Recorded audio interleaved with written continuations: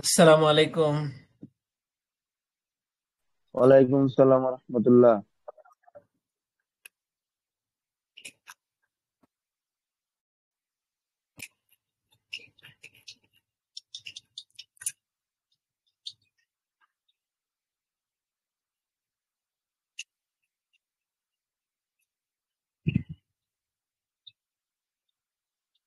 আমরা কালকে পড়ছিলাম হচ্ছে 1 2 3। আমরা খুব শীঘ্রই সাজেশন থেকে সাজেশন দেখে ট্রিপল ডাবল স্টার প্রশ্নগুলো পড়বো, ওয়ান স্টার গুলো বাদ দিব। ঠিক আছে? তো আমরা 1 2 3 পড়ছিলাম, তিনটা হয়েছিল। হিসাব বিজ্ঞানের উদ্দেশ্য 4 নাম্বার কি পড়ছিলাম? জি ভাইয়া। আচ্ছা, 4 পড়ছিলাম গতকালকে বোধহয়, গতদিন। হিসাব বিজ্ঞানের প্রয়োজনীয়তাটা, এই 5 নাম্বারটা পড়িনি, এটা পড়ি। ওটাও পড়া হয়েছিল মনে হয় একটু। এটা এটা হয়েছিল। আচ্ছা ঠিক আছে, তাহলে তার মানে হয়েছিল হচ্ছে এইটা দিয়ে, এই যে 4 আর 5 একসাথে হয়েছিল। হিসাব বিজ্ঞান কাকে বলে এটা পড়ি, 6 নাম্বার। আর পড়বো হিসাব বিজ্ঞানের কার্যাবলী। দেখেন কাকে বলে কার্যাবলী। একটা জিনিস বলি, কার্যাবলী আবার দুই প্রকার, দুই ভাবে কিন্তু পরীক্ষা আসছে। হিসাব বিজ্ঞানের শুধু এভাবে আসছে হিসাব বিজ্ঞানের কার্যাবলী আলোচনা করুন, তখন আপনি যে কোনোটা দিতে পারবেন। আর একভাবে আসছে হিসাব বিজ্ঞানের ব্যবস্থাপনা সংক্রান্ত কার্যাবলী। ঠিক আছে? শুধু কার্যাবলী আসলে আপনি যা দিবেন দিবেন, শুধু কার্যাবলী আসলে এই প্রশ্নটা। আর যদি ব্যবস্থাপনা সংক্রান্ত কার্যাবলী আসে তাহলে একটু ভিন্ন রকম। তাহলে আমরা এই দুটো প্রশ্ন আগে পড়ি। হিসাব বিজ্ঞান কাকে বলে দেখেন। এই এই প্রশ্নটা যদি প্রথম প্রশ্ন, তারপরে আমরা ওই নোটে কিন্তু অন্যান্য প্রশ্ন প্রথমে রাখছি। হিসাব বিজ্ঞান শব্দটি হিসাব ও বিজ্ঞান শব্দের সংমিশ্রণ। হিসাব অর্থ গণনা বা লেনদেনের বিবরণ, আর বিজ্ঞান অর্থ সুসংগঠিত জ্ঞান। হিসাব বিজ্ঞান শব্দটি হিসাব এবং বিজ্ঞান এ দুটি শব্দের সংমিশ্রণ। হিসাব অর্থ গণনা করা আর বিজ্ঞান অর্থ সুসংবদ্ধ জ্ঞান। হিসাব বিজ্ঞান হলো একটি গ্রহণযোগ্য নীতি ও পদ্ধতির মাধ্যমে ব্যক্তি বা প্রতিষ্ঠানের আর্থিক লেনদেন লিপিবদ্ধকরণ, সংরক্ষণ, ফলাফল নির্ণয় ও বিশ্লেষণের জ্ঞান। একে অনেকে হিসাব শাস্ত্রও বলেন। সংক্ষেপে এটি আর্থিক তথ্য সুশৃঙ্খলভাবে ব্যবস্থাপনার একটি কার্যকর মাধ্যম। আবার পড়ি। হিসাব বিজ্ঞান শব্দটি হিসাব ও বিজ্ঞান শব্দের সংমিশ্রণ। হিসাব শব্দের অর্থ হচ্ছে লেনদেনের বিবরণ, আর বিজ্ঞান অর্থ হচ্ছে সুসংবদ্ধ জ্ঞান। হিসাব বিজ্ঞান একটি গ্রহণযোগ্য নীতি ও পদ্ধতির মাধ্যমে ব্যক্তি ও প্রতিষ্ঠানের আর্থিক লেনদেনের বিবরণ বিবরণ লিপিবদ্ধকরণ করে, সংরক্ষণ করে, ফলাফল বের করে এবং কি করে বিশ্লেষণ করে। একে অনেকে হিসাব শাস্ত্রও বলেন। এই হলো প্রথম প্যারাগ্রাফের কথা। ঠিক আছে? এগুলো মনে রাখবেন, খুব ইজি কিছু কথা। 2 নম্বরে আমরা একটা প্রামাণ্য সংজ্ঞা দিব, তাহলে আমাদের হিসাব বিজ্ঞানের সংজ্ঞাটা একবারে 3-এ 3। হিসাব বিজ্ঞানের প্রামাণ্য সংজ্ঞা দিয়েছেন কে? ডোনাল্ড ই কিসো এবং কিমেল। এখানে বাংলাটা বাদ দিয়ে ডোনাল্ড ই কিসো অ্যান্ড কিমেল এভাবে লিখতে পারেন, কারণ ওই বইতে এইভাবে সংজ্ঞাটা আসছে। তার মতে, accounting is an information system accounting is an information system that identifies, comma, that identifies, records, and communicates the economic events of an organization to interested users. আবার পড়ি। Accounting is an information system that identifies, যেটা কি করে identify করে, records and communicate the economic events of an organisation to interested users. হিসাব বিজ্ঞান একটা তথ্য প্রবাহের পদ্ধতি, যা একটা প্রতিষ্ঠানের অর্থনৈতিক ঘটনাগুলোকে কি করে, চিহ্নিত করে, লিপিবদ্ধ করে, ফলাফল তৈরি করে এবং সংশ্লিষ্ট ব্যবহারকারীকে উক্ত ফলাফল সম্পর্কে অবহিত করে। ঠিক আছে? এখন বাংলা অথবা ইংরেজি দুইটার যে কোনো একটা দিতে পারি আমরা। আমরা যদি ইংরেজিটা দেই তাহলে ভালো হবে, বেশি মার্কস পাবো। ঠিক আছে? আর যদি ইংরেজিটা না দেই তাহলে বাংলা যেটা আছে সেটা দিব। আর ইনভার্টেড কমার মধ্যে দিতে হলে অবশ্যই যা আছে ইংরেজিতে যা আছে তাই দেবো। ইংরেজির অনুবাদ যেটা যতদূর কাছাকাছি করা যায়, সঠিক করা যায়, আমরা সেটা দিব। ইনভার্টেড কমায় দিলে যা আছে তাই। আর যদি আমরা ভুলে যাই, পরীক্ষার সময় অনেক সময় এটা মনে থাকে না, যদি ভুলে যাই তখন ইনভার্টেড কমা ছাড়া আমরা নিজের মতন করে দিব সংজ্ঞাটা। ঠিক আছে?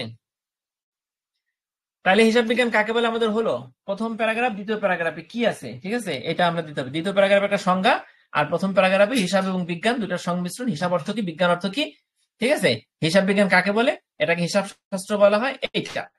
আর দ্বিতীয় প্যারাগ্রাফে আপনি ডোনাল্ড কিসো এবং কিমেলের যে যৌথ সংখ্যা ওই সংখ্যাটা দিয়ে দিলে আপনার হিসাব বিজ্ঞান কাকে বলে প্যারাগ্রাফটা হয়ে গেল। ঠিক আছে, তাহলে পারবো না? আবার আরেকবার একটু বলেন আলামিন। মজিদ ভাই পারবো? আবার একটু রিপিট আরেকবার? করেন।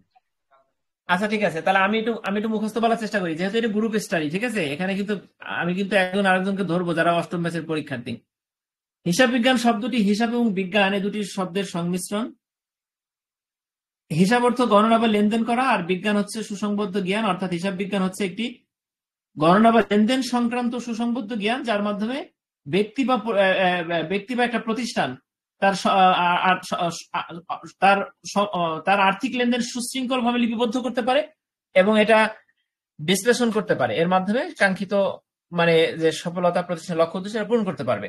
আর দ্বিতীয় প্যারাগ্রাফে আছে হিসাব বিজ্ঞানের একটা প্রামাণ্য সংজ্ঞা দিয়েছেন ডোনাল্ড কিসো এবং আপনার ইমেল। তারা যে প্রামাণ্য সংজ্ঞা দিয়েছেন সেটা কি ছিল? Accounting is an information that identifies, records and communicates. আবার পড়ি, accounting is an information system that identifies, records and communicates the economic events of an organization to interested users. Donald Kieso and Kimmel. Donald Kieso, Kieso বানানটা দেখেন, KIESO, কিসো মানে উচ্চারণের সাথে কিন্তু নামের ইংরেজি বানানের অমিল আছে। KIESO, কিসো। এবং কিমেল, কিমেলের দুটা M, KIMMEL, Kimmel. Accounting is an information system that identifies, records and communicates the economic events of an organization to interested users. ঠিক আছে, ইংরেজিটা পুরোটা পারলে আর বাংলা অর্থ দেওয়ার দরকার নাই, এটা বেশি সময় লেগে যাবে। ঠিক আছে না মুজাহিদ ভাই?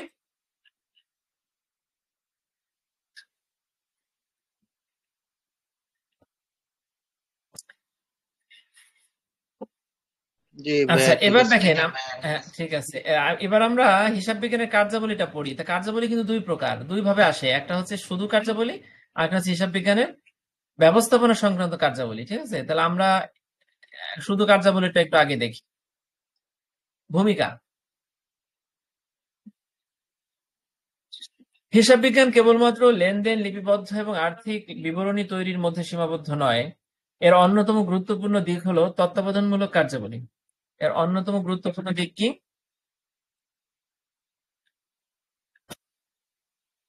তত্ত্বাবধানমূলক কার্যাবলী। ঠিক আছে, যার মাধ্যমে প্রতিষ্ঠানের মূলধন রক্ষা, আয় ব্যয়ের সঠিক হিসাব নিশ্চিতকরণ এবং আর্থিক অবস্থা বিশ্লেষণ করা হয়। এসব কার্যাবলীর উদ্দেশ্য হলো ব্যবস্থাপনাকে সিদ্ধান্ত গ্রহণে সহায়তা করা এবং প্রতিষ্ঠানের আর্থিক শৃঙ্খলা বজায় রাখা। তার মানে আমরা ভূমিকাটা যে যার মতন করে দিতে পারবো। আবার একটু পড়ি, হিসাব বিজ্ঞান কেবলমাত্র আর্থিক লেনদেন, এখানে একটা গুরুত্বপূর্ণ পয়েন্ট আপনাদের ধরাই দেয়, সেটা কি? হিসাব বিজ্ঞান কেবলমাত্র আর্থিক লেনদেন বা বিবরণী তৈরি করে তা না, আমরা যদি সেটা ভাবি সেটা ভুল, তা না। এই হিসাব বিজ্ঞান কি করে? একটা তত্ত্বাবধানমূলক কার্যাবলী পালন করে। ঠিক আছে, মানে হিসাবের মাধ্যমে পুরো প্রতিষ্ঠানকে সে কন্ট্রোল করে, যার মাধ্যমে প্রতিষ্ঠানের মূলধন রক্ষা পায়, আয় ব্যয়ের হিসাব নিশ্চিত হয়, আর্থিক অবস্থা বিশ্লেষণ করা যায় এবং উৎপাদন ব্যবস্থা ঠিক থাকে। বুঝতে পারছেন? এই কথাটা লিখবেন, মানে আপনি যে কোনো ভূমিকার একটা পয়েন্টস মনে রাখেন, একটা মূল কিওয়ার্ডস মনে রাখেন, সেটা দিয়ে পুরো একটা ভূমিকা হয়ে যাবে, ভালো একটা ভূমিকা হয়ে যাবে। আর কিওয়ার্ডস মনে না রাখলে নিজের মতন করে পরীক্ষার ব্যস্ততার কারণে যা তা আসবে। নিচে হিসাব বিজ্ঞানের কার্যাবলী সমূহ আলোচনা করা হলো। কার্যাবলী, কয়টা কার্যাবলী আছে? 6টা, 7টা। আমরা এই 7টা পয়েন্টস, শুধু কার্যাবলী আসলে এই 7টাই দিব, আমরা এই কঠিনের দিকে যাবো না। এখানে এগুলো সহজ, আমরা দেখি। দেখেন, হিসাব বিজ্ঞান কিন্তু প্রথমে সংগঠিত ঘটনা পর্যবেক্ষণ করে, যত অর্থনৈতিক ঘটনা আছে তা চিহ্নিত করে। মানে যেমন কর্মীদের বেতন দেওয়া লাগবে, বিদ্যুৎ বিল দিতে হবে, এই যে এগুলো কিন্তু ঘটনা। ঠিক আছে, এগুলো কিন্তু এক একটা ঘটনা, এই ঘটনাগুলো হিসাব বিজ্ঞান দেখে, পর্যবেক্ষণ করে। 2 নম্বরে কি আছে? আমরা আগে মূল পয়েন্টস গুলো নিজের ভাষায় করে বোঝার চেষ্টা করি, তারপর আমরা পড়বো। আর্থিক ঘটনা টাকায় পরিমাপ বা লিপিবদ্ধ করে। হিসাব বিজ্ঞান আর একটা কাজ কি জানেন? তত ঘটনা আছে, আর্থিক ঘটনা টাকায় পরিমাপ করে এবং সেটা লিপিবদ্ধ করে। তার মানে আপনাকে এই 7টা পয়েন্টস আমরা যদি ধারাবাহিকতা বজায় রেখে বুঝতে পারি, তাহলে পরীক্ষায় আপনাকে ভুলবেন না আপনি। হিসাব বিজ্ঞানের কার্যাবলী আসলে প্রথমে আপনি লিখবেন যে হিসাব বিজ্ঞান দেখে কি দেখে বলেন তো? যত ঘটনা আছে ব্যক্তিগত জীবন বা প্রাতিষ্ঠানিক জীবনে বা ব্যক্তি পরিবার এবং প্রতিষ্ঠানে, সেই ঘটনাগুলো সে পর্যবেক্ষণ করে। মানে অর্থনৈতিক ঘটনাগুলোকে সে চিহ্নিত করে, পর্যবেক্ষণ করে, তার মধ্যে যে অর্থনৈতিক ঘটনা আছে সেগুলোকে সে সে খুঁজে বের করে। ঠিক আছে। 2 নম্বরে আপনি বলবেন যত আর্থিক ঘটনা আপনি চিহ্নিত করলেন সেগুলোকে আপনি টাকার পরিমাপে এবং লেখেন, এবং টাকার পরিমাপে আপনি দেখানোর পরে সেটা লিপিবদ্ধ করেন। তাইলে 1 এবং 2 আপনার কিন্তু প্রথমেই মনে আসবে, ধারাবাহিকভাবে মনে আসবে। 3 নম্বরে কি আছে? 2 নম্বরে কি করলো তারপরে কিন্তু 3 নাম্বার দেখেন, 2 নম্বরে সে লিপিবদ্ধ করলো, ওটা শুধু লিপিবদ্ধ করলেই হবে না, 3 নম্বরে সে কি করলো, লেনদেনের শ্রেণীবিন্যাস করলো এবং স্থায়ী হিসাবভুক্তকরণ করলো। মানে লেনদেনকে নির্দিষ্ট শ্রেণীতে বিভক্ত করে সে খতিয়ানে রাখলো। খতিয়ানে মানে ডেবিট ক্রেডিট অনুযায়ী সে একটা দলিলে রাখলো। ঠিক আছে, ক্রমানুসারে রাখলো এবং সঠিকভাবে সংগঠিত ভাবে সে রাখছে। তার মানে 1 নম্বরে কি ছিল, সে সমস্ত ঘটনা পর্যবেক্ষণ করলো, আর্থিক ঘটনাকে সেখান থেকে সে চিহ্নিত করলো। 2 নম্বর কাজ হচ্ছে আর্থিক ঘটনা সে টাকার পরিমাপে বের করলো এবং লিপিবদ্ধ করলো। 3 নম্বর হচ্ছে যত লেনদেন আছে সেগুলো সে শ্রেণীবিন্যাস করলে স্থায়ীভাবে সে হিসাবভুক্ত করলো। ঠিক আছে। এবার 4 নম্বরে কি করলো দেখেন, আমি কিন্তু একটা ধারাবাহিকতা খুঁজতেছি এখানে। আপনারা ধারাবাহিকতা যদি রাখতে পারেন তাহলে পয়েন্ট সাতটাই সিরিয়াল বাই সিরিয়াল লিখে দিবেন, ভুল হবে না। আমি কিন্তু এই কাজটা করি পরীক্ষায়। ঠিক আছে। এই জন্য পয়েন্টস আমি কিন্তু দ্রুত পয়েন্ট সব মনে এসে যায়, কারণ আমার একটা সিকোয়েন্স থাকে। হিসাবের উদ্বৃত্ত নির্ণয় এবং সার সংক্ষেপ প্রস্তুতকরণ। হিসাব দেখেন, আপনি যে 3 নম্বরে লেনদেনের শ্রেণীবিন্যাস করলেন, স্থায়ী ভুক্ত করলেন, করার পরে কিন্তু হিসাবের একটা উদ্বৃত্ত মানে ব্যালেন্স বেরোবে, সার সংক্ষেপ বেরোবে, সেটা আপনি প্রস্তুত করলেন, ব্যালেন্স শিট। ঠিক আছে, আপনি সেটাকে ব্যালেন্স শিটের মাধ্যমে দেখালেন। তাহলে 1 2 3 4 হয়ে গেল। এবার আমরা আছে বাকি 3টা। বাকি 3টা কি দেখেন, হিসাবের সমন্বয় লিপিবদ্ধকরণ। প্রথম 4টা কিন্তু মৌলিক, একবারে গুরুত্বপূর্ণ 4টা শেষ, পরের 3টা কিন্তু আলাদাভাবে মনে রাখবেন আপনি। 5 নম্বর আছে হিসাবের সমন্বয় লিপিবদ্ধকরণ। সমন্বয়টা কি? আপনার যে অবচয় আছে, পূর্বপ্রাপ্ত আয় আছে, প্রাপ্য বকেয়া আছে, এই যে বিষয়গুলো, এটা কিন্তু সমন্বয় করতে হবে, যে এত টাকা ছিল, এত টাকা বকেয়া আছে, এত টাকা পাবো, এই যে বিষয়টা, এটা কিন্তু হিসাবের আর একটা কাজ, সমন্বয় করা, অ্যাডজাস্ট করা। 6 নম্বরে আছে আর্থিক বিবরণী এবং প্রতিবেদন প্রস্তুতকরণ। আপনাকে যদি আর্থিক বিবরণী চাই, যে প্রতিষ্ঠানের এই 1 বছরে আর্থিক বিবরণী দাও, আর্থিক প্রতিবেদন দাও, তাহলে সেটা প্রস্তুত করে দেয় কে? হিসাব বিজ্ঞান। তাহলে ওটা তার আর একটা কাজ। 7 নম্বরে আছে যদি বলে প্রতিষ্ঠানের আর্থিক অবস্থা কেমন, তাহলে হিসাব বিজ্ঞান কি তার একটা ফলাফল দেয় না? শেষে হিসাব টিসাব করে তো একটা সলিউশন দেয়, একটা ফলাফল দেয়, সেটা হচ্ছে 7 নম্বরে। তাইলে বলেন সেটা 7 নম্বরে সেটা কি, সেগুলো আমরা পরে পড়বো। তাহলে আমি এই যে 7টা পয়েন্টস লিখছি, 7টা কি এলোমেলো করে লিখছি, যা মনে চাই তাই লিখছি, নাকি আপনার বইতে এই কার্যাবলী দেখেন, বইতে কার্যাবলী যা আছে সেটাই কিন্তু এখানে। ঠিক আছে, এটা একটু মডিফাই করে লেখা হয়েছে, বা পয়েন্টস আকারে না থাকলে পয়েন্টস আকারে লেখা হয়েছে। ঠিক আছে, সহজ করা হয়েছে। তো এখানে কিন্তু 7টা পয়েন্টস আমরা ধারাবাহিকভাবে মনে রাখবো। কি বলেন, হয়েছে সবার? পারবো 7টা পয়েন্টস লিখতে? পারবো ইনশাল্লাহ। ইনশাআল্লাহ। জি ভাই পারবো। রাশেদ ভাই কথা বলেন না কেন, ঘুমাচ্ছেন? না ভাই পারবো আমি ওর যে উচ্চতর গণিতের ওই সুনামের কয়টা অঙ্ক করলাম তো ভাই, অঙ্ক করে তো মাথা গরম হয়ে গেছে। দ্বিতীয় অধ্যায়ের নামের অঙ্ক? তিনটা। ও আচ্ছা আচ্ছা। জি জি ভাই। যাক যাক, আপনি অনেক অ্যাডভান্স। মাথা যে গরম হয়েছে এটা এই পর্যন্ত আপনি গেলেন কিভাবে? এটা তো মানে কি বলবো, অনেকের পক্ষে সম্ভব হয় না। তিনটে অঙ্ক করলাম ভাই সুনামের। আচ্ছা যাক, ভালো করছেন। না না, করতে হবে। মানে শিক্ষার কোনো শেষ নাই, অনেক কিছু ঘাটাঘাটি করতে হবে।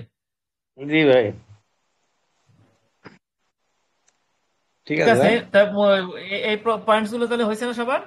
হ্যাঁ হয়েছে ভাই, হয়েছে, কোনটা সমস্যা নেই। ঠিক আছে, আমি একটু ভিতরে পড়ে দেবো একবার, নাকি না পড়েন। পড়তে হবে? হ্যাঁ, পড়েন পড়েন, একবার পড়লে ভালো।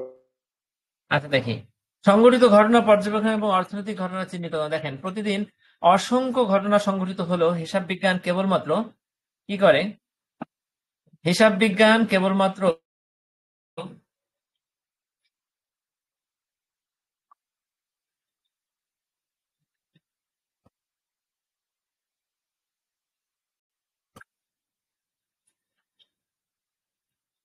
দেখেন, অসংখ্য ঘটনা সংঘটিত হলে হিসাব বিজ্ঞান কেবলমাত্র সেই ঘটনাগুলোকে লিপিবদ্ধ করে যেগুলো অর্থের মাধ্যমে পরিমাপ করা যায়। ঠিক আছে, হিসাব বিজ্ঞান কিন্তু প্রতিষ্ঠানের নতুন এক্সিকিউটিভ আসলে সেটা কিন্তু লিপিবদ্ধ করে না। প্রতিষ্ঠানের কোনো মানে কয়েকদিন বন্ধ ছিল সেটা কিন্তু লিপিবদ্ধ করে না। বন্ধ থাকার ফলে আর্থিক ক্ষতি হলে সেটা সে দেখাতে পারে, ক্ষতিটা দেখায়। তার মানে অআর্থিক ঘটনাগুলো সে লিপিবদ্ধ করে না, কিন্তু খুঁজে সার্চ করে সব ঘটনাকে সে দেখে, দেখার পরে অর্থনৈতিক ঘটনাগুলোকে সে চিহ্নিত করে এবং সেগুলো অর্থের পরিমাপে সে মাপে। এই পর্যায়ে প্রয়োজনীয় আর্থিক ঘটনাগুলো শনাক্ত করা হয় এবং সেগুলোর উপর পর্যবেক্ষণ চালানো হয়। 1 নাম্বার। ঠিক আছে, 2 নম্বরে কি আছে দেখেন, আর্থিক ঘটনা টাকায় পরিমাপ করা হয় এবং লিপিবদ্ধ করে। যেসব আর্থিক ঘটনা গুরুত্ব বহন করে সেগুলো টাকায় পরিমাপযোগ্য হওয়া আবশ্যক। যেগুলো আর্থিক ঘটনা গুরুত্ব বহন করে, অনেক আর্থিক ঘটনা আছে কোনো গুরুত্বপূর্ণ না, আপনি 2 টাকা দান করলেন, সেটা তো অনেক সময় আমরা লিখি না। ঠিক আছে, আর যেটা পরিমাপযোগ্য হওয়া সেটা অবশ্যই পরিমাপ করতে হবে। ঘটনাগুলোর অর্থনৈতিক মূল্যায়ন করে তা লিপিবদ্ধ করা হয়, যা হিসাব রক্ষণের ভিত্তি। যদি লিপিবদ্ধ না করেন তাহলে হিসাব রক্ষণের হলো না। ঠিক আছে, এবার 3 নম্বরে কেস দেখেন, লেনদেনের শ্রেণীবিন্যাস, স্থায়ী হিসাবভুক্তকরণ। সঠিক হিসাব সংরক্ষণের জন্য প্রতিটি লেনদেনকে নির্দিষ্ট শ্রেণীতে বিভক্ত করে খতিয়ানে স্থানান্তর করা হয়। এতে করে তথ্যগুলো ক্রমানুসারে এবং সংগঠিতভাবে সংরক্ষিত থাকে। প্রতিটি হিসাব সংরক্ষণের জন্য প্রতিটি লেনদেনকে নির্দিষ্ট শ্রেণীতে বিভক্ত করে খতিয়ানে স্থানান্তর করা হয়। হিসাবটা আপনি শ্রেণীবিন্যাস করলেন, কোথায় পাঠালেন, সেটাকে খতিয়ানে পাঠালেন। এতে করে তথ্যগুলো ক্রমানুসারে এবং সংগঠিতভাবে সংরক্ষিত থাকে। বুঝতে পারছেন? তাহলে আমরা বুঝতে পারলাম যে বিষয়টা কি। এবার যদি আমরা দেখি যে খতিয়ানটা কি, দেখেন খতিয়ানটা হচ্ছে একটা দলিল, একটা ডকুমেন্টস। ঠিক আছে, ব্যবসায়িক রেকর্ডস যেখানে থাকে, এটা আপনার যে লেজার বা হিসাব বই বলতে পারেন। ঠিক আছে, একটা মোট কথা খতিয়ান একটা হিসাব খাতা, যেখানে আপনি শিরোনাম দিয়ে জাবেদা থেকে, ব্যালেন্স শিট থেকে, তারপরে জাবেদা থেকে যত তথ্যটা পাচ্ছেন সেটাকে আপনি লেনদেনের ডেবিট এবং ক্রেডিট রূপে যদি লিপিবদ্ধ করেন তাহলে সেটাই হচ্ছে খতিয়ান। ঠিক আছে, আচ্ছা 4 নাম্বার দেখেন, হিসাবের উদ্বৃত্ত নির্ণয় এবং সার সংক্ষেপ প্রস্তুতকরণ। 4 নম্বরে কি ছিল, হিসাবের উদ্বৃত্ত নির্ণয় এবং সার সংক্ষেপ। ঠিক আছে, সমস্ত লেনদেন বিশ্লেষণ করে নির্দিষ্ট সময় পরে হিসাবের উদ্বৃত্ত বা ব্যালেন্স নির্ণয় করা হয়। ঠিক আছে, এই ব্যালেন্সটা কি, উদ্বৃত্ত পত্রটা কি বা ব্যালেন্স শিটটা কি? ব্যালেন্স শিট মূলত একটা আর্থিক প্রতিবেদন। আমরা প্রতিষ্ঠানের যে আর্থিক প্রতিবেদনকে ব্যালেন্স শিট বলতে পারি। ঠিক আছে, ব্যালেন্স শিটে মূলত সম্পদ, দায় এবং মালিকানা, ইকুইটির যে অবস্থা, সেই 3টা জিনিস আপনি পাবেন। আপনার যে সম্পদ আছে সেটা দেখাবে, আপনার সম্পদ থেকে যে দায়ের অংশ সেটা দেখাবে, এবং মালিককে কতটুকু মালিকানা, ইকুইটি সেটা দেখাবে। ঠিক আছে, প্রতিষ্ঠানের পুরো আর্থিক অবস্থার একটা পরিপূর্ণ চিত্রটা হচ্ছে উদ্বৃত্ত পত্র, বাংলায় যেটা ইংরেজি থেকে আমরা ব্যালেন্স শিট বলি। ঠিক আছে, ভাই এখানে আচ্ছা ইকুইটি বলতে এখানে কি বোঝাচ্ছে ভাই? ইকুইটি আচ্ছা বোঝাচ্ছে ইকুইটি বলতে বোঝাচ্ছে প্রতিষ্ঠানের মালিকদের যে অধিকার বা অংশীদারিত্বের যে মূল্যটা। মানে মালিক একটা কোম্পানি প্রতিষ্ঠা করছে, কোম্পানি প্রতিষ্ঠা করার পরে মালিকের কিন্তু পুরো কোম্পানির সব সম্পত্তি কিন্তু মালিকের না। ঠিক আছে, ওখানে কিন্তু অন্যান্য দায় দেনা থাকে, তাদের বিভিন্ন প্রকার মালিক থাকে, শেয়ার বাজারের মাধ্যমে আসতে পারে। ঠিক আছে, অংশীদারিত্বের মাধ্যমে আসে। তাহলে আপনার মূল মালিক যারা, তাদের যে অংশটুকু সেটা হচ্ছে মালিকানা ইকুইটি বা ওনার্স ইকুইটি। ঠিক আছে, এই ওনার্স ইকুইটি আপনি কিভাবে বের করতে পারবেন? আপনার যে টোটাল সম্পদ, মনে করেন আপনি 1 কোটি টাকা বিনিয়োগ করেছেন একটা প্রতিষ্ঠানে, সেই সম্পদ থেকে আপনার দায় আছে 20 লক্ষ টাকা। সেই 20 লক্ষ টাকা দায় বাদ দিয়ে যতটুকু থাকতেছে সেটা হচ্ছে মালিকানা ইকুইটি। ঠিক আছে, ক্লিয়ার ভাই, ক্লিয়ার। আচ্ছা, থ্যাংক ইউ। হ্যাঁ রাখবো, হ্যাঁ ঠিক আছে। আচ্ছা দেখেন, ব্যালেন্স শিট নির্মাণে করা রেওয়া মিলের মাধ্যমে উপস্থাপিত হয়। রেওয়া মিলটা কি, আমরা রেওয়া মিলটা একটু বুঝি। রেওয়া মিলটা হচ্ছে ট্রায়াল ব্যালেন্স। ট্রায়াল ব্যালেন্সটা কি, আমরা যে ডেবিট এবং ক্রেডিট করলাম না, এখানে ডেবিট ক্রেডিট করার পরে নিচে কিন্তু আমাদের ক্যালকুলেশন করে দেখাইতে হবে যে ডেবিট এবং ক্রেডিট সমান ছিল কিনা।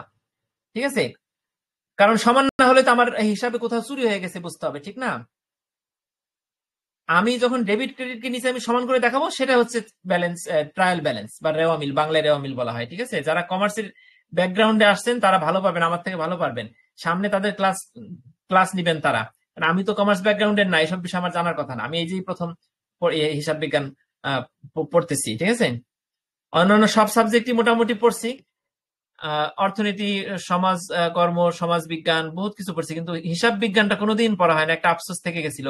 হিসাব বিজ্ঞান কি পারি না, তা সেই হিসাব বিজ্ঞান পড়ার সুযোগ হয়েছে আজকে। যাই হোক, আচ্ছা এবার 5 নাম্বার দেখেন, হিসাবের সমন্বয় লিপিবদ্ধকরণ। এখানে কি বলছে? প্রতিষ্ঠানের প্রকৃত যে আর্থিক অবস্থার প্রতিবিম্ব, মানে আর্থিক অবস্থার যে চিত্রটা, সেটা দেখানোর জন্য সমন্বয়মূলক বিভিন্ন লেনদেন রেকর্ড করা হয়, যেমন অবচয়, পূর্বপ্রাপ্ত আয়, প্রাপ্য বকেয়া ইত্যাদি। বুঝতে পারছেন? আপনার যে বিষয়গুলো, আপনার যে বকেয়া থাকে, আপনার যে আয় থাকে, বা আপনি যে বাকি দিছেন, ধার দেনা যেটা আছে, সেইগুলো কিন্তু সমন্বয় করা হয় হিসাবের সাথে। ঠিক আছে? সেই সমন্বয় করার দায়িত্বটা কিন্তু হিসাব বিজ্ঞানের। এখন এখানে একটা কথা আসছে, অবচয়। অবচয়টা কি? আমরা যদি ছোট ছোট টার্ম না বুঝি, ঠিক আছে, তাহলে কিন্তু আমরা পড়তে পারবো না, আমাদের কাছে কঠিন মনে হবে। অবচয়টা হচ্ছে অপচয় না, কিন্তু অনেকটা অপচয়ের কাছাকাছি অবচয়টা। ঠিক আছে? আমরা অবচয়টা একটু বুঝি একটা এক্সাম্পলের মাধ্যমে যদি আপনাদের বোঝাই। মনে করেন আপনি একটা কম্পিউটার কিনলেন, ঠিক আছে? এখন কম্পিউটারের দাম 50,000 টাকা। 5 বছর পরে কম্পিউটারের দাম কত থাকবে বলেন? 5 বছর চালানোর পরে কম্পিউটারের দাম 5,000 টাকা থাকবে বা 6,000 টাকা থাকবে। ধরে নিলেন 5,000 টাকায় আপনি হার্ডওয়্যার গুলো কেজি দরে বিক্রি করবেন, বা ওর কোনো ভ্যালু থাকবে না। তাহলে 50,000 টাকার জিনিস ইউজ করলেন আউশকাল 5 বছর, আপনি শেষে 5,000 টাকায় বিক্রি করলেন। ঠিক আছে? তাইলে এইখানে অবচয়টা কত হলো বলেন তো? 50,000 থেকে 5,000 বিয়োগ দেন, থাকলো কত? 45,000। এই 45,000 টাকা কিন্তু আপনি খেয়ে ফেলছেন, উড়ে গেছে। এই 45,000 টাকা কিন্তু কোনো হিসাবে নাই, মানে এটা ইউজ হয়ে গেছে। এই 45,000 টাকা হচ্ছে অবচয়। ঠিক আছে? এখন কয় বছর ইউজ করলেন? 5 বছর। 45কে 5 দিয়ে ভাগ দেন। 10 বছর ইউজ করলেন, 45কে 10 দিয়ে ভাগ দেন, যেটা বেরোবে সেটা হচ্ছে প্রতি বছরের অবচয় মূল্য, বার্ষিক অবচয় মূল্য। ঠিক আছে? অবচয়টা কি বুঝতে পারছি? জি জি ভাই, ভাই, বুঝতে জি। পারছি।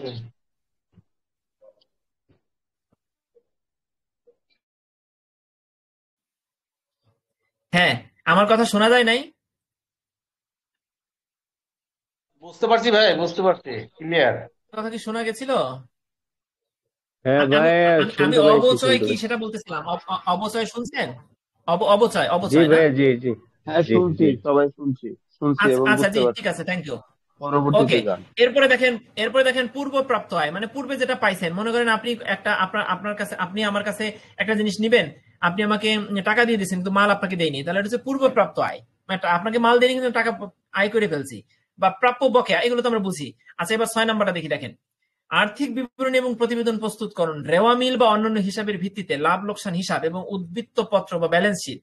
হ্যাঁ, এই ট্রায়াল ব্যালেন্স, রেওয়া মিল এবং যে ব্যালেন্স শিট, এগুলো যে প্রস্তুত করে আপনি যে প্রতিবেদন দেন না, ওই রেওয়া মিল এবং ব্যালেন্স শিট, এই দুইটার মাধ্যমে কিন্তু প্রতিবেদন, চূড়ান্ত প্রতিবেদন প্রস্তুত করা হয়। এই প্রতিবেদনে প্রতিষ্ঠানের আর্থিক কার্যক্রমের পূর্ণাঙ্গ একটা চিত্র থাকে। ঠিক আছে? 7 নম্বর হচ্ছে ফলাফল। দেখেন, আপনি সমস্ত কিছু করলেন, ব্যালেন্স শিট, ট্রায়াল ব্যালেন্স করলেন, করার পরে আপনাকে প্রস্তুতকৃত প্রতিবেদনের মাধ্যমে একটা ফল দেখাবেন না, যে প্রতিষ্ঠানের আর্থিক অবস্থা ভালো না। আপনি কি দেখাবেন? ভাই লাভ হয়েছে, লোকসান হয়েছে, সম্পদ বাড়ছে, দায় বাড়ছে, নগদ প্রবাহ বাড়ছে, এগুলো তো আপনি দেখাবেন। এগুলো হচ্ছে ফলাফল বা সিদ্ধান্ত। তাইলে মোট কথা, হিসাব বিজ্ঞানের কার্যাবলী 7টা। এই 7টাই মৌলিক কাজ। 8 নাম্বার 9 নাম্বার কাজ আপনার দিতে হবে না, আপনি 7টাই দেন। ঠিক আছে? আচ্ছা আচ্ছা, উপসংহারটা কি?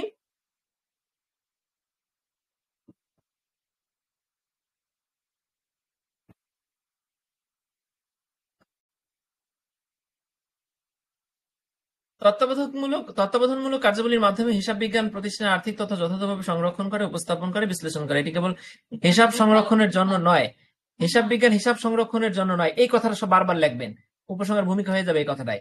হিসাব বিজ্ঞান কেবল হিসাব রক্ষণের জন্য নয়, বরং প্রতিষ্ঠানের সুশাসন, আর্থিক নিয়ন্ত্রণ, সিদ্ধান্ত গ্রহণের জন্য একটি অপরিহার্য উপাদান। এই এই কথাটা মনে রাখেন, তাহলে আপনার যে কোনো এই প্রথমার্ধের ভূমিকা, অনেকগুলো ভূমিকা একটা প্রশ্নের ভূমিকা হয়ে যাবে, উপসংহার হয়ে যাবে। ঠিক আছে? তাহলে এই প্রশ্নটা হইলো। এখন আজকে আমরা প্রতিদিন পড়বো ইনশাল্লাহ, প্রতিদিন অনেক সময় নিয়ে পড়বো। কালকে আমি আমার বাড়িতে যেতে চাচ্ছি, হোম ডিস্ট্রিক্টে যাব। ঠিক আছে? এই জন্য একটু বাসা থেকে বের হইতে হবে, একটু প্রস্তুতি আছে। তো সব মিলে আজকে এই 10:30টায় রেখে দিতে চাচ্ছি। ঠিক আছে? আমরা একটা প্রশ্ন পড়লাম, আমরা আগামীতে ইনশাল্লাহ আরো বেশি বেশি পড়বো। বাড়িতে যাই, বাড়িতে যাবার পরে আরো সময় নিবে, তবে শনি সোম বুধ 9টা 10টা এই টাইম থাকবে। ঠিক আছে? এই টাইম অনুযায়ী প্রতিদিন পড়তে বসবো, এর ব্যত্যয় ঘটবে না, আল্লাহ যদি বড় কোনো সমস্যা না দেন। ঠিক আছে? জি আলামিন ভাই, আপনার পরিশ্রমের জন্য এবং আমাদের জন্য আপনি যেভাবে চিন্তা করছেন তার জন্য আপনাকে ধন্যবাদ। ইনশাল্লাহ আমরা পরবর্তীতে ক্লাস আবার করব। আজকে যদি ইয়া জি। মনে হয় তাহলে আজকে শেষ করতে পারেন। হ্যাঁ হ্যাঁ, ঠিক আছে, থ্যাংক ইউ মুজাহিদ ভাই। ঠিক আছে, তাহলে আমরা এইভাবে ধারাবাহিকতা বজায় রাখবো। আর অষ্টম ব্যাচে আমরা যারা আছি, আচ্ছা আমরা আলামিন ভাই, সব আপনি প্রশ্ন যে ওই যে হ্যান্ড করবো না, নোট আর এখানে সাজেশন অনেক প্রশ্ন তৈরি আছে। করছিলেন, আমরা আমাদের হ্যান্ড সাজেশনটা নোট তৈরি আর হয়েছে, সাজেশনটা তৈরি সাজেশনটা দিয়ে পড়বো। করছিলেন, জি হ্যাঁ আলামিন ভাই, হ্যান্ড নোট আর সাজেশনটা যে তৈরি করছিলেন এটা তো এখন সবাই পাবে তাই না? আপনার কাছে চাইলেই তো পাবে, ওটা তো করা জি, শেষ শোনা যায় নাকি? না মুজাহিদ ভাই? আমি বলতেছি যে আমরা, হ্যাঁ হ্যাঁ আপনি হ্যাঁ, যে নিতে হ্যান্ড পারবেন, নোট আর সমস্যা নেই, সবগুলো সাজেশনটা হয় যে নাই, তৈরি দুটো করছিলেন, হয়েছে। আচ্ছা আচ্ছা, মানে এই হিসাব বিজ্ঞান হ্যাঁ হ্যাঁ সাবজেক্টটা, হ্যাঁ অন্যগুলা তো হ্যাঁ তাও বই টই আছে, এই হিসাব বিজ্ঞানটা লাগবে আর ওই একটা বই হ্যাঁ নাই হ্যাঁ, ওটা লাগবে, এই দুইটা সবচেয়ে গুরুত্বপূর্ণ। কার্য এই দুইটা কি ব্যবস্থাপনা, হয়েছে? কার্য ব্যবস্থাপনা। হ্যাঁ হ্যাঁ, কার্য হ্যাঁ, এই দুটো ব্যবস্থাপনা, হয়েছে, রাইট। কার্য ব্যবস্থাপনা, আর এই দুটো হয়েছে। জি, হিসাব বিজ্ঞান হয়েছে, হ্যাঁ এই দুটো হয়েছে আমরা এই সবচেয়ে দুটোই, যে দুটো গুরুত্বপূর্ণ। নোট তৈরি হয়েছে, এই দুটোই আমরা আগে শেষ করব। আমরা এই দুটো বই আগে পড়ে শেষ করব, ও ঠিক আছে? এরপরে বাকি ঠিক তিনটা আছে, ধরবো। আমাদের টার্গেট থাকবে এক মাসের মধ্যে দুইটা বই পারি কিনা, ঠিক আছে? সাজেশন অনুযায়ী ওকে পড়বো, ওকে, মানে তাছাড়া উপায় নেই, পরীক্ষার আছে 2 মাস। ঠিক আছে আলামিন ভাই, আচ্ছা, তাহলে এখন ঠিক আছে, কথা ঠিক শেষ। আছে। ওকে, আসসালামু সবাইকে আলাইকুম। ধন্যবাদ। নবম ব্যাচের অনেকে জয়েন হয়েছেন, দশম ব্যাচের আছেন বোধহয়, সবাইকে ধন্যবাদ। জি ঠিক আছে, ভাই, আসসালামু আলাইকুম। আসসালামু আলাইকুম।